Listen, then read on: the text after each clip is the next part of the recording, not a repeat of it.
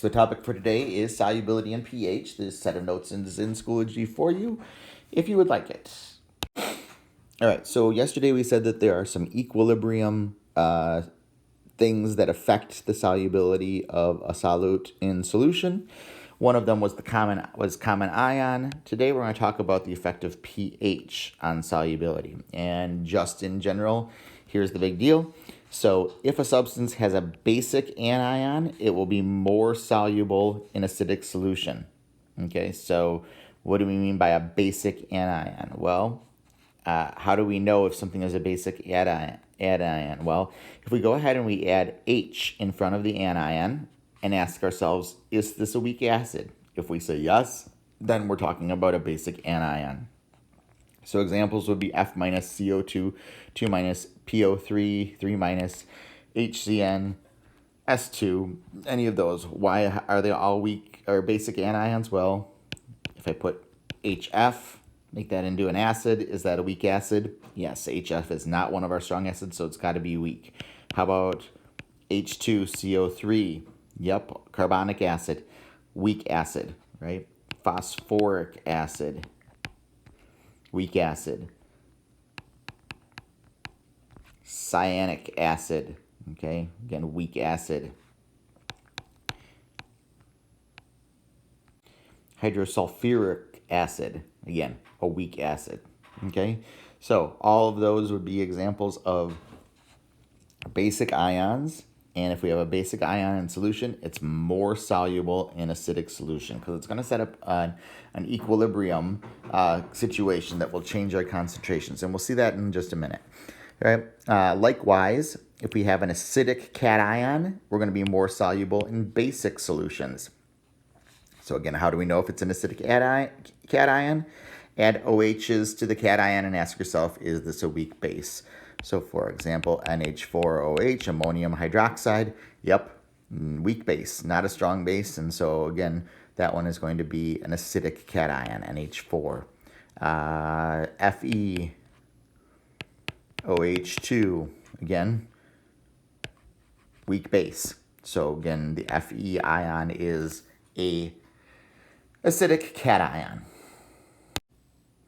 All right, so then the question is why? Why does this happen? Well, if you take a look at a basic ion situation here, okay, so if we have an anion who is the conjugate base of a weak acid, right, we're going to see that the solubility increases as pH decreases, or in other words, as it gets more acidic.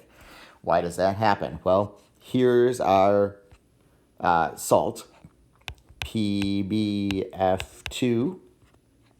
and we'll go ahead and write the dissociation equation for that real quick. So this becomes Pb plus 2 plus 2F minus, right? Okay, so if this is the case, so when we go ahead and we look at this, we're going to go ahead and we're going to add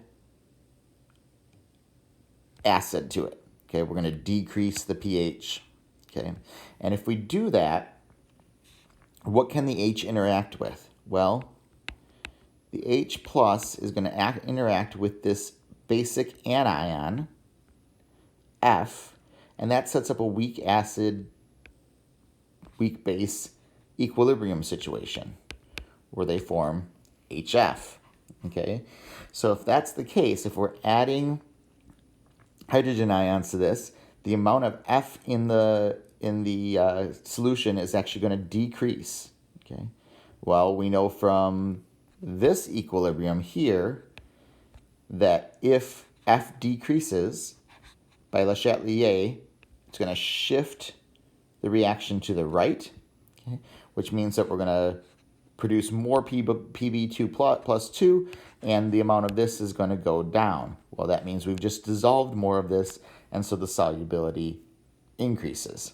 Okay, so as a result, through Le Chatelier and multiple equilibria here, we have a situation where PbF2 becomes more soluble in the acidic situation. Okay, now the reason why we focus on things that are the conjugate bases of weak acids is because if something is the conjugate base of a strong acid, like for example, we had the same thing over here We'll do the same. This time they're using PbI2. Okay. Pb plus 2 plus 2I minus. So once again, we're going to go ahead and we're going to add acid to this. Okay. And if that's the case, we know that HI is a strong acid. And so as a result of that, the equation that we would be, the pertinent equation would be this, right? However, as you'll see, because it's a strong acid, this is a reaction that goes to completion. It's not an equilibrium situation. And so as a result of that, you're not going to get any HI forming, so that the concentration of I in solution is not going to decrease. All right, so a salt whose anion is the conjugate base of a strong acid, the solubility is unaffected. It doesn't change. All right, so based on what we just talked about, I'll go through an analysis of this. Would AlOH3, aluminum hydroxide, be more soluble in acidic or basic solution? Write down some things, see what you think, and then come back and we'll check this out. All right, so there's our dissociation equation for this particular thing. And so it says if we're more soluble in acidic or basic solutions. So let's go ahead and let's start with acidic solution. So if we add H plus to the solution, what's that going to react with? Well, it will react with the OH minus in here to give us some water, all right? And so if that's the case, the amount of OH is going to go down, which is going to cause the reaction to the shift to the right, and so our solubility will increase, okay? If, on the other hand, we go ahead and we put it in basic solution, that means we're adding OH, right? And if we add OH, that means that the amount of concentration of OH is going up. That means that this reaction is going to shift to the left, and that would make our solubility go down. Okay, so the answer in this particular case is more soluble in acidic solution. Let's do one more. Would AlCl3 be more soluble in acidic or basic solution? Go through the same analysis, check things out. All right, so let's think about this. What about an acidic solution? So if I add H plus to this, the only thing that the H plus can possibly react with is the Cl minus, but we know that HCl is a strong acid, so there will be no equilibrium set up, there will be no reaction, and so there'll be no change here, okay? But what if we put it in a basic solution? Okay, well, in a basic solution, we're going to be adding hydroxide ions. Hydroxide ions will interact with the aluminum ion over here to give us AlOH3, okay, and that will be an equilibrium situation. Right, so as a result of that, if we put this in a basic solution, some of the aluminum is going to react with the hydroxide to create AlOH3. That's going to lower the concentration of Al. By Le Chatelier, it will shift our reaction to the right, and that would increase solubility. So AlCl3 would be more soluble in basic solution. All right, so if you want to deal with this quantitatively then, we can go ahead and we can calculate solubility under different pH conditions. If we know the pH, we can either take that directly to a concentration of H plus, if needed, or if the situation calls for us to be dealing with a basic solution, we're going to go ahead and we're going to go from pH to pOH and then calculate the concentration of OH from there. Then we can go ahead and use that OH as the initial condition in the KSP expression. All right, so let's go ahead and let's work this out. The value of the solubility product constant KSP for CaOH is 8.6 times 10 to the negative 15th. Calculate the solubility of CaOH2 in a solution with a pH of 8.65. All right, so first thing we're going to do here is we're going to go ahead and write out the dissociation equation. So CaOH2 goes to Ca plus 2 plus 2OH minus. And over here, first thing we want to do is we want to figure out the initial concentration of OH by using the pH over here. So pH equals 8.65. That means that our pOH is going to be 5.35. So our concentration of OH at that pH is 10 to the negative 5.35, which equals 4.5 times 10 to the negative 6th molar. All right.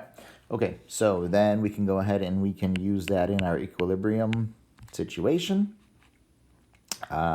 Concentration of Ca is going to be 0. Concentration of OH is 4.5 times 10 to the negative 6th molar.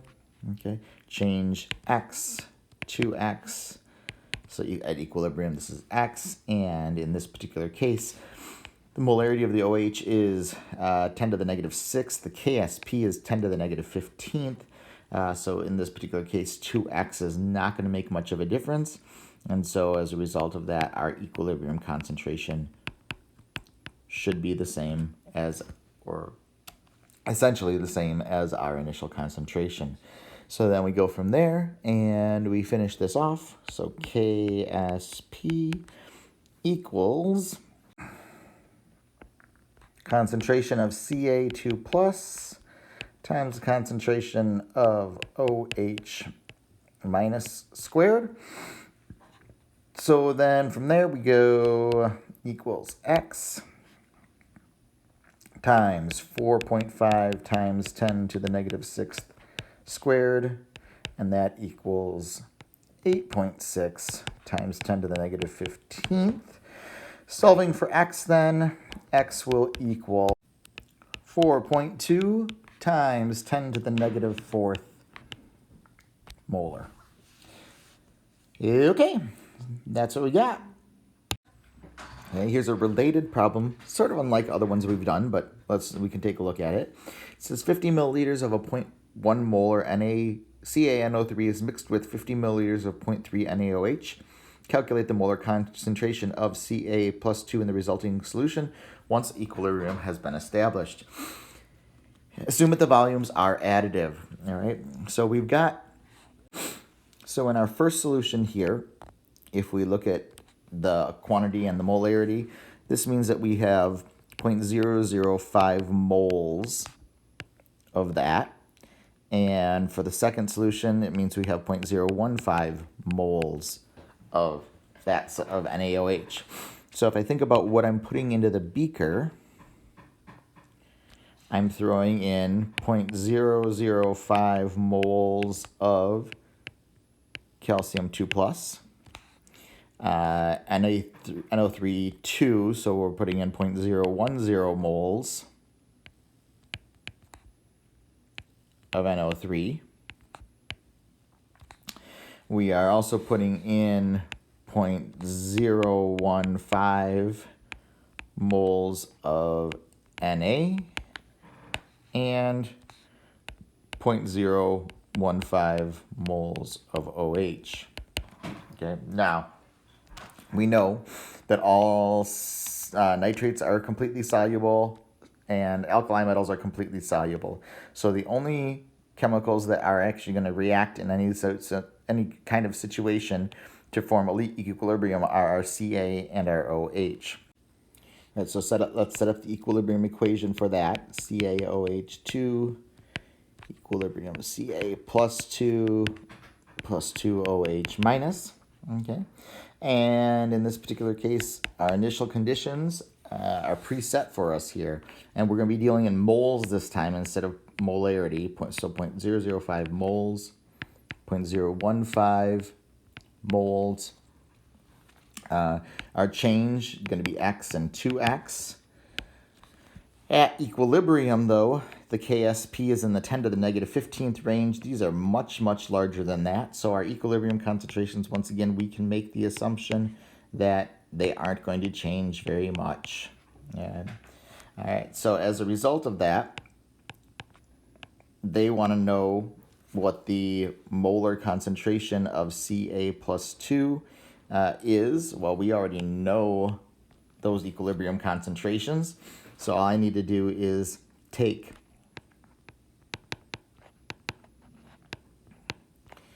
the number of moles and divide it by the amount of solution, which in this case is 100 milliliters or 0.100 liters. And if we do that, we get a concentration of 0.05 molar. Okay.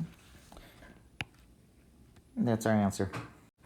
All right, so that's pH in solution. The other piece that I just want to talk about briefly today, again, is energy changes in solution. All right, so we've already done that. We did this way back when we did solubility. But just to refresh your memory, when a solution is formed, there are three processes that affect the energetics. What is the energy that it takes to separate the solvent particles? What is the energy it takes to separate the solute particles? And then what is the energy we get back from new interactions that are being formed between the substances? Okay. So we went ahead and we saw the enthalpy of these different steps. So the separation of the solute particles is endothermic, that requires energy.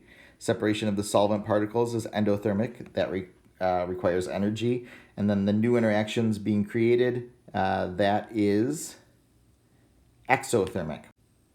And in many cases, that last step is greater than the sum of the first two steps. And so you end up with a situation where overall the heat of solution is exothermic. That there were examples where, and thus overall energy is lowered when you're making this a spontaneous situation. Again, delta G is negative.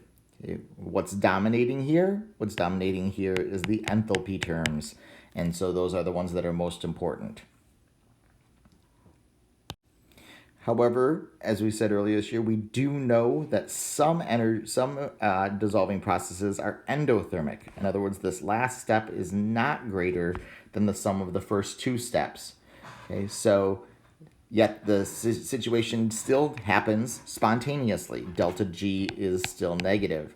So if delta G is negative and delta H is positive, like it is here, what are we missing? What's the thing? Well, we now know that we're missing the entropy term. Increasing the disorder of the randomness of a system tends to lower the energy of the system. So as a result of that, we are going to a more disordered state. So that means our delta S is positive. So if we think about our delta G equals delta H minus T delta S, this is positive. If the difference is not that much or the temperature allows and this is positive, this term will dominate, and so overall you get a delta G that is negative, and once again, the process is thermodynamically favored. So as long as the enthalpy is only mildly positive, entropy can get us the rest of the way to lower the energy and get us to an overall delta G that is negative.